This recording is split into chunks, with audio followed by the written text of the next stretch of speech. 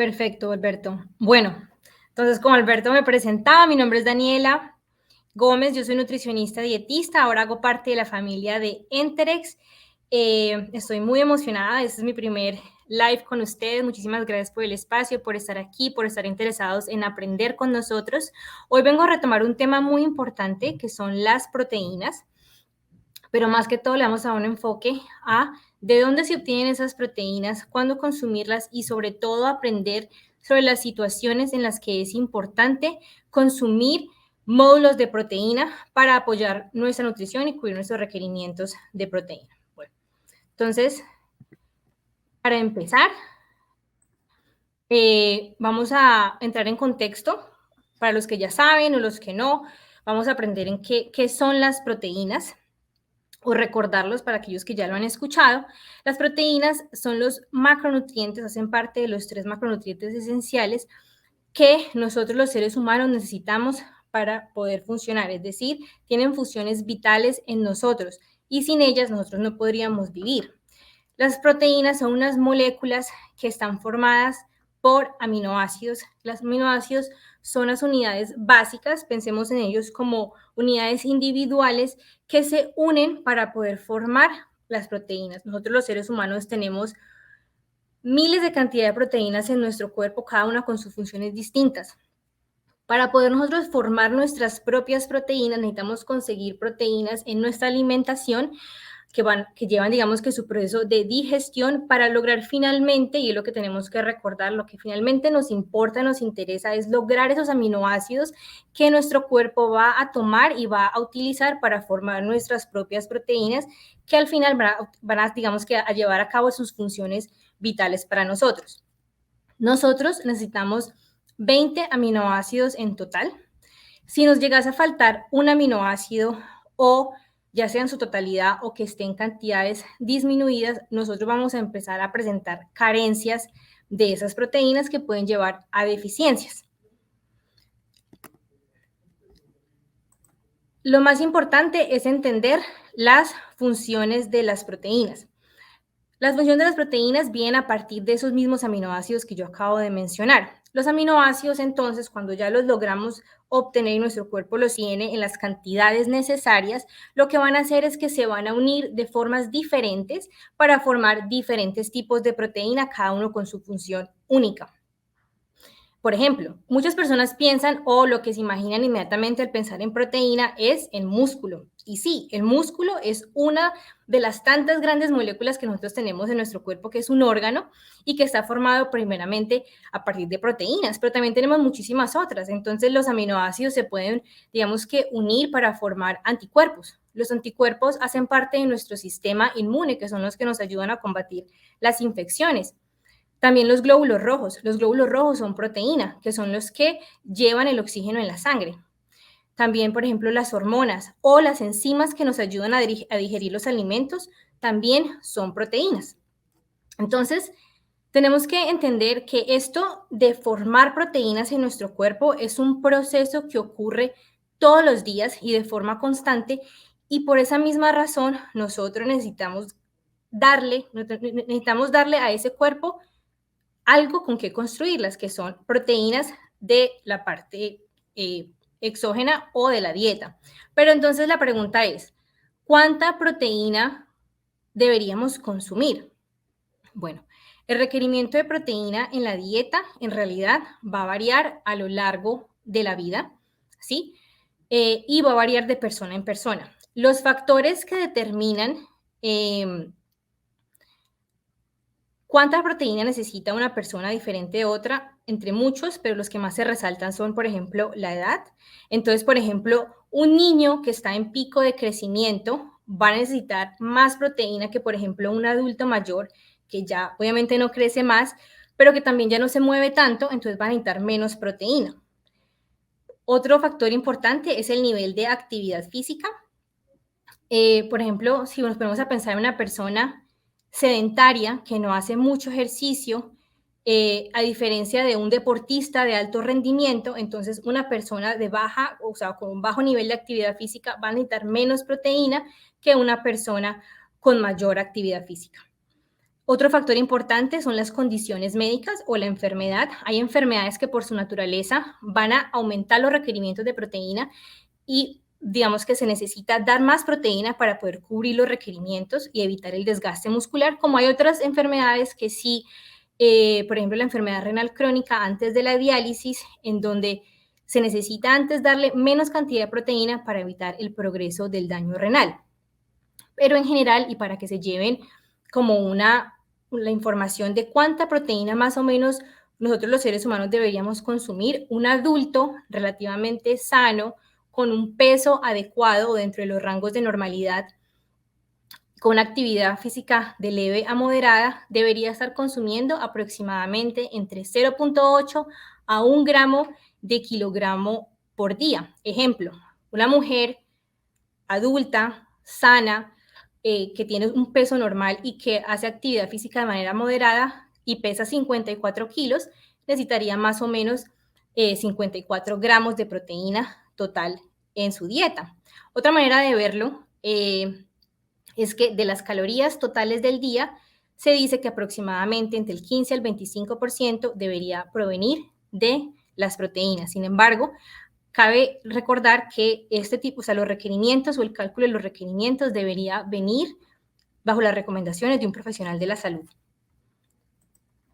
Entonces, ¿de dónde se obtienen las proteínas? Las proteínas se van a obtener principalmente de los alimentos, pero también se pueden obtener de módulos de proteína, pero vamos a enfocarnos en los alimentos primero. De los alimentos podemos conseguirlos de dos fuentes principales: las fuentes de origen animal y las fuentes de origen vegetal. Así como su nombre lo dice, las fuentes de origen animal vienen de los animales, ya sea de la carne animal, puede ser de pollo, pescado, de res, de cerdo, de cabrito, no importa, o puede ser de un derivado del animal, como son, por ejemplo, los huevos o la leche y los derivados lácteos, como el yogur y el queso, que también son una fuente importante de proteína. Por otro lado, están las fuentes de origen vegetal, como son, por ejemplo, las leguminosas, el frijol, las lentejas, los garbanzos, la soya. Son una muy buena fuente de proteína. Los derivados de la soya son excelente fuente de proteína, como el tofu, pero también las nueces y las semillas son una fuente excelente de proteína de origen vegetal. Es necesario, digamos, que reconocer que los alimentos, cuando yo digo fuente, no quiere decir que ese alimento solamente aporte proteína, ¿sí? Los alimentos de por sí son un conjunto de muchos nutrientes, pero al decir fuente quiere decir que, digamos, que en su contenido tienen una cantidad importante de, en este caso, proteína para llamarlos fuente, pero tienen otros nutrientes. Por ejemplo, la carne. La carne no es solamente proteína, la carne tiene grasa, tiene agua, tiene otros componentes, lo mismo que, por ejemplo, las leguminosas. Las leguminosas tienen otros componentes como son carbohidratos, fibra, minerales y vitaminas. Entonces, por ejemplo, no podemos pensar que 100 gramos de carne nos va a dar 100 gramos de proteína. No, 100 gramos de carne aproximadamente nos da entre 24 a 26 gramos de proteína, mientras que 100 gramos de frijoles, por ejemplo, no solamente nos da 20 gramos de proteína. Hay una diferencia importante entre las proteínas de origen vegetal y las de origen animal. Esa diferencia radica principalmente en que sí nos pueden dar o no todos esos aminoácidos que mencioné anteriormente de forma completa, suficiente, y si nosotros podemos utilizar esa proteína de forma adecuada, es decir, que si podemos digerirla y obtener esos aminoácidos de la mejor manera. La literatura nos muestra que las proteínas de origen animal son de más alta calidad, ya que no importa si es carne de res, de cerdo, pollo, o si es huevo, o si son lácteos, todas nos aseguran todo el aporte de los aminoácidos y adicionalmente en cantidades suficientes. Además, nosotros los seres humanos tenemos la capacidad de digerir y utilizar las proteínas de origen animal de una forma más adecuada que las de origen vegetal, que tienden a ser más incompletas, ya que o son carentes de uno o dos aminoácidos, o si los tienen todos, porque hay proteínas de origen vegetal que los tienen completos, pero puede que los tengan en cantidades tan reducidas que tocaría consumir mucha proteína de origen vegetal para completar ese requerimiento, cubrir ese requerimiento. Ahora, hablemos de módulos de proteína. El módulo o la palabra módulo es sinónimo como de individual.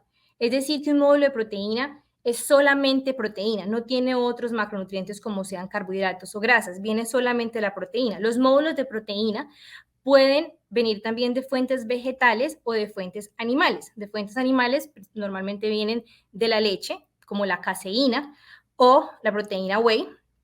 En el caso del Protein-X de interés, que manejamos caseinato de calcio, que es de muy alta calidad, o también pueden ser otros módulos de proteína, pueden ser a base de proteína vegetal, como extractos de soya. Las características entre los módulos de proteína van a variar entre sí.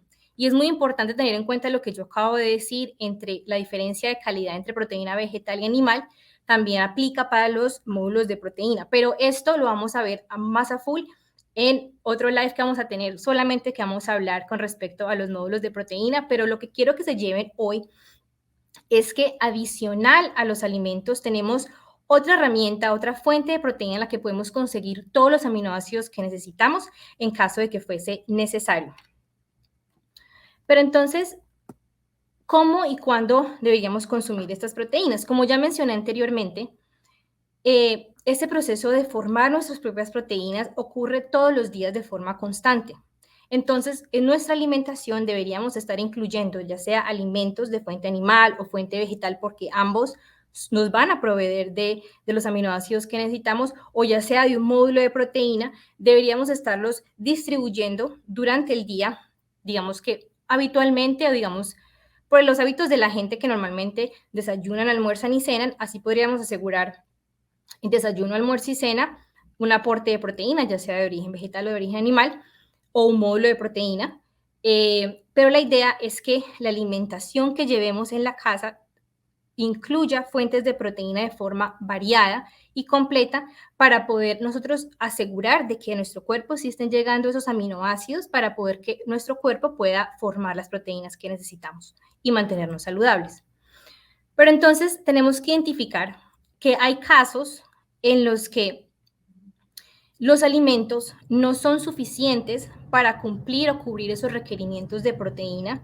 Por lo tanto, se vuelve indispensable utilizar módulos para poder ayudar a complementar la alimentación y poder, digamos, que cubrir y evitar las carencias. Voy a poner dos escenarios en los que vamos como a empezar a identificar casos en los que se debería utilizar un módulo de proteína, ya que los módulos de proteína, digamos, la forma en cómo se comercializan, o la idea que tienen muchas personas es que los módulos de proteína solamente se van a usar para personas que hacen, digamos, que deportistas o hacen ejercicio, pero nada más. Y la verdad es que no es así. Hay muchas situaciones en las que los módulos de proteína se vuelven una herramienta bellísima y que nos permite asegurar que las personas no entren en carencia. El primer escenario va a ser aquellas personas que tengan bajo consumo de alimentos fuentes de proteína. Esto puede ocurrir por diferentes razones. Si nos ponemos a pensar ahorita por qué una persona dejaría de comer proteína, hay muchas razones. Pueden ser razones fisiológicas, pueden ser personas que simplemente rechazan las proteínas, ya sea de origen animal o de origen vegetal, y no las quieren comer. Esto suele ocurrir mucho en los adultos mayores. A medida que avanzan en edad, comienzan a rechazar las proteínas. Pero entonces la idea no es hacer intercambios, digamos que de forma arbitraria, y cambiar alimentos por otros que los otros tal vez no tengan o no sean fuente de proteína, como ya vimos, que suele pasar, que hay veces no quiere comer proteína, pero entonces venga, le damos más fruta, o venga, le damos más sopita, pero entonces digamos que no es el equivalente y no va a cubrir ese requerimiento. Entonces aquí entra, digamos que entra a ser muy útil utilizar un módulo de proteína. Además, que una de las características de un módulo de proteína para considerarse de muy buena calidad es que no tenga sabor y que se pueda, digamos, que agregar a los alimentos y que no se perciba, para poder así darle ese boost a los alimentos sin aumentar las cantidades de forma innecesaria, que tal vez pueda también llevar a un rechazo. Otra característica, otro escenario puede ser las personas que tienen dificultad para consumir alimentos. Esto puede ser porque se sientan o porque tienen dificultad para tragar o para masticar. Entonces, puede ocurrir de que por ejemplo, el familiar o el mismo paciente comienza a solamente tomar sopas o comienza solamente a consumir líquidos, pero no le agregan lo que debe llevar la proteína, entonces comienzan a entrar en carencia. Un módulo de proteína podría utilizarse de una forma excelente en esos casos. Personas con dietas restrictivas, ya sea por recomendación médica o por voluntad. Estamos hablando aquí de personas, digamos, las personas que deciden llevar una dieta vegetariana, en donde simplemente dejan de consumir alimentos fuentes de proteína animal, pero tal vez consumen aún lácteos o consumen huevo, pero entonces no lo hacen de la forma adecuada. Un módulo de proteína puede llegar a complementar su alimentación. Otro escenario que también es importante, y cabe resaltar que esos escenarios no excluyen uno del otro, sino que, es más, ocurren normalmente al mismo tiempo, son aquellos en donde las personas tienen sus requerimientos de proteína muy elevados. ¿Cuáles son estos casos? Por ejemplo, los niños en etapa de crecimiento, que están en ese pico de crecimiento, y si le sumamos a eso que ese niño, por ejemplo, no quiera comer porque se vuelven muy selectivos con la comida, un módulo de proteína entra a ser una herramienta muy importante. O en condiciones médicas en donde los requerimientos de proteína son muy altos, condiciones médicas como, por ejemplo, cáncer, VIH, infecciones severas, en estado crítico. Esas personas, por ejemplo, sobre todo las personas que pueden comer, y pongamos un ejemplo, un paciente con cáncer, que ya por la naturaleza de su patología, de la enfermedad, necesita más proteína que una persona que no tenga cáncer. Pero adicional a eso, por ejemplo, el tratamiento le genera muy poco apetito, no quiere comer, entonces es un paciente que se necesitaría suplementar y adicionar proteína para poder cubrir sus requerimientos. Lo mismo, por ejemplo, una mujer embarazada, en donde suele pasar de que empiezan a rechazar la comida, pero está embarazada, necesitamos cubrir esos requerimientos porque no solo es para ella, sino para su bebé. Entonces, un módulo de proteína entra a ser una herramienta muy importante. ¿Qué pasa cuando digamos que no se cubren las proteínas en el cuerpo? Cuando nosotros no logramos cubrir, ya sea por cantidad o así sea que nos falte un solo aminoácido. Digamos que de los signos más evidentes de la carencia de proteína es el desgaste muscular. ¿Sí? Eso es lo que más, digamos, que se podría notar. La persona está perdiendo masa muscular, quiere decir que le falta proteína. Y eso es muy importante porque la pérdida de masa muscular, sobre todo en los adultos mayores, puede llevar a la fragilidad, a la debilidad y a la pérdida de su capacidad funcional. Pero también hay otros signos que están relacionados con la deficiencia de proteína y que muchas personas tal vez no piensan, y es, por ejemplo, la pérdida constante del cabello. Recordemos que el cabello es proteína, entonces el perder constante el cabello puede estar relacionado con que en la dieta no estás consiguiendo la cantidad de proteína que necesitas. O enfermedad recurrente, digamos que una persona que a cada rato le da una gripe, quiere decir que su sistema inmune está débil, no tiene suficiente proteína para formar todas esas proteínas que se necesitan para combatir cuando nos llega un virus.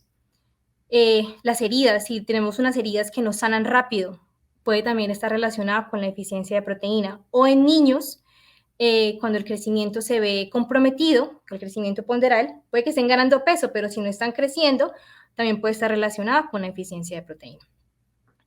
Bueno, ya para terminar y para concluir de las cosas que necesito o quiero que se lleven hoy, es primero que entendamos que las proteínas son vitales para la salud. Nosotros no podemos vivir sin proteína, pero que los requerimientos de proteína varían de persona en persona, cambian y que cambian a lo largo de nuestra vida, y que lo mejor que podríamos hacer es visitar a nuestro profesional de la salud, ya sea un nutricionista, un médico, para poder saber cuánta proteína se necesita consumir en el día y cuánta cantidad en realidad convertido en alimento o en un módulo se requeriría. También llevarnos y recordar que podemos conseguir proteína tanto de fuentes animales como fuentes vegetales en alimentos o también en módulos de proteína, y que la idea es poder variar y tener una dieta equilibrada, variada, para poder asegurar esos requerimientos de proteína. Y por último, es reconocer que no solamente los que hacen ejercicio o los que quieren, digamos, ganar masa muscular son los únicos que van a utilizar módulos de proteína, que hay muchas situaciones, si no se sienten identificados ahora, tal vez un familiar, un amigo, en los que un módulo de proteínas sería una herramienta excelente para poder complementar su alimentación y así evitar las deficiencias.